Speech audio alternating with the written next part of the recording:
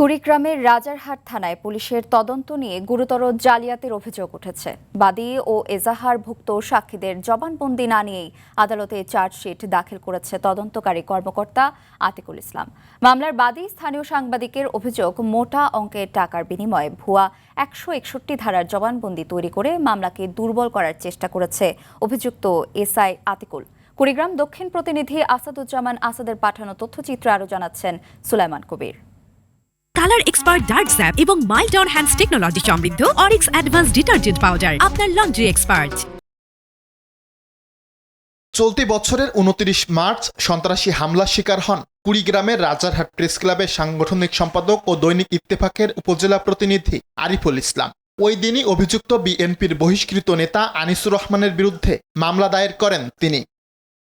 মামলা তদন্তের দায়িত্বে পান থানার এসআই আতিকুল ইসলাম। তবে তার বিরুদ্ধে তদন্ত নিয়ে গুরুতর জালিয়াতির অভিযোগ উঠেছে। কারো বক্তব্য গ্রহণ না করেই স্বাক্ষর নকল করে আদালতে মন গড়া চার্জশিট দাখিলের গুরুতর অভিযোগ করেছেন মামলার বাদী আরিফুল ইসলাম সহ অন্যান্য সাক্ষীরা। সেই মামলায় আমার 4 জন সাক্ষী, সেই সাক্ষীদের কেউ জানে না, আমি জানি না, অথচ তদন্তকারী কর্মকর্তা আতিকুল ইসলাম 25 দিনের মাথায় চার্জশিট দিয়েছেন।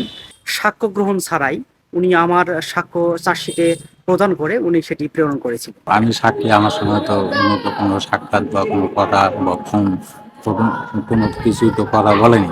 অভিযোগের বিষয়ে ক্যামেরার সামনে কথা বলতে রাজি হননি অভিযুক্ত এসআই আতিকুল। অনেকটা তড়িঘড়ি করে জায়গা ত্যাগ করেন তিনি। আমি দিছি ভাই, সেটা আপনার আমাকে সাক্ষীরা যা বলছে তাই দিছি। সেটাই বলেন,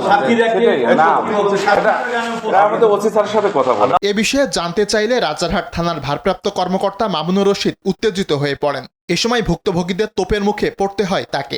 আদালতে যায় ম্যাজিস্ট্রেটের কাছে বলুক, আমাকে জিজ্ঞাসাবাদ করে নেন, পুরি গেল। অনিয়ম নিয়ে ক্যামেরার সামনে মুখ খুলতে চান না জেলা পুলিশ সুপারও। মুঠোফোনে জানিয়েছেন তদন্তের কথা। এইটা নিয়ে কোনো বক্তব্য দিতে পারবো না।